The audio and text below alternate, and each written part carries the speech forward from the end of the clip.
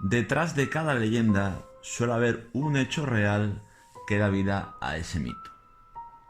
Muchas veces suelen ser eventos particulares con mucha repercusión y en otros casos suelen ser historias que dejan huella en las personas debido a su atrocidad o impacto social.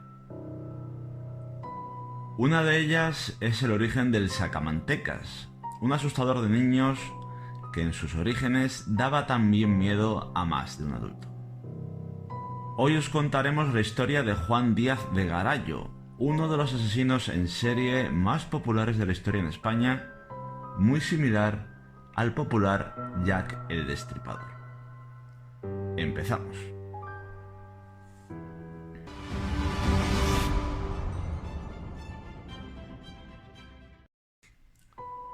La semana pasada hablamos del hombre del saco y su origen, una historia donde un curandero secuestraba a un niño, lo metía en un saco y lo usaba para sanar a un enfermo de tuberculosis. Buscando información para hacer ambos vídeos, he de decir que las fuentes suelen confundir bastante al lector, ya que el término sacamantecas se usa muy a la ligera, obviando que el hombre del saco y el propio sacamantecas son el mismo mito. Pero no creo que sea así, estoy convencido de que son personajes diferentes que en algún punto de la historia se han fusionado en el folclore popular. De hecho, existe una historia real, mucho más antigua que el crimen de Gádor, que da vida a la leyenda o al mito del sacamantecas. La historia de Juan Díaz de Garayo comienza como la de cualquier otro joven de aquella época. Nació en octubre de 1821 en tierras alavesas, más concretamente en Eguilaz, en el seno de una familia bastante humilde. Desde los 14 años se dedicó al cuidado de campos y a la servidumbre en todas sus vertientes, pero puede que su vida amorosa haya sido la causante de su desquiciado final.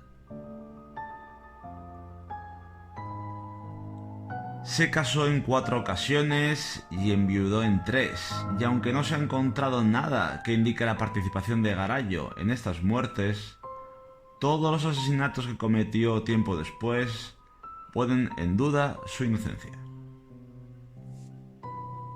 Su primera víctima fue una prostituta conocida como la Valdegoviesa, a la que estranguló y luego ahogó sumergiendo su cabeza en el agua de un arroyo. Se dice que la disputa y posterior asesinato fue motivado por el escaso dinero que el asesino quería pagar a su víctima por los servicios prestados. Poco tiempo después, también estranguló a una criada de apenas 13 años, pero no fue hasta 1873 cuando comenzó a practicar aquello que le daría el apodo del sacamantecas.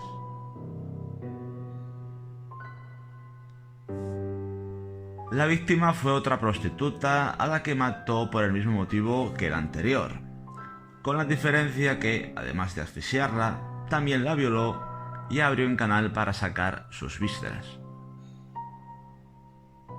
El hallazgo de este cuerpo y la noticia del crimen se extendió con rapidez, inundando las calles de desconcierto al pensar que un vecino del lugar podía ser un sanguinario asesino.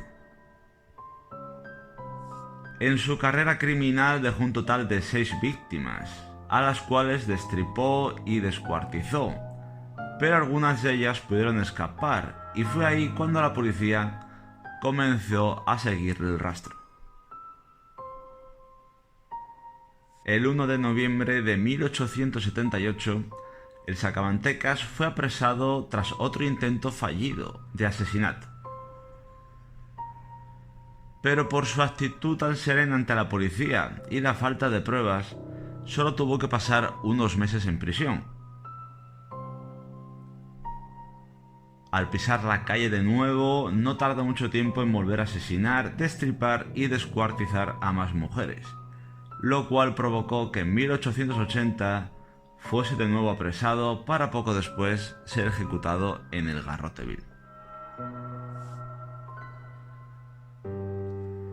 Con el paso del tiempo, esta historia fue incluida en numerosos relatos y romances que contaban a los más jóvenes, especialmente a las mujeres, para que no anduvieran solas o tuvieran cuidado con los hombres que no conocían. Otras versiones de la historia, bastante alejadas de la realidad, explican que sus víctimas eran niños a los que mataba para sacarle la grasa y hacer ungüentos o jabones con ella. Versiones de la historia totalmente equivocadas que fusionan otros casos populares de asesinos en serie, como por ejemplo Roma Santa. Al igual que sucedió con el hombre del saco, en la España del siglo XIX y del siglo XVIII pudo haber multitud de asesinatos de este estilo, ya que la propagación de extraños curanderos, de extrañas prácticas y creencias que decían que una persona sana podía curar a una enferma, era muy popular en aquella época. La diferencia es que en el caso del crimen del Gádor, un elemento destacable era la utilización de aquel saco para transportar al niño. En este caso, lo más llamativo era su obsesión por abrir a sus víctimas en canal. En Murcia existe un personaje que fusiona a estos dos mitos, tanto al hombre del saco como al sacamantecas. Un hombre al que apodan el tío Saín. En Extremadura existen varias versiones del sacamantecas. Uno es el cortasebos, que es una especie de espectro que vaga por las noches robando niños, y otro es el tío del unto. En Castilla-La Mancha es conocido como el tío del sebo, el tío de la sangre o el sacasebos. En Albacete recibe el nombre de garrampla y en algunas zonas de Andalucía se le conoce como el mantequero. Un mito que también tuvo un origen real, ya que en 1913 se produjo la muerte de varios niños.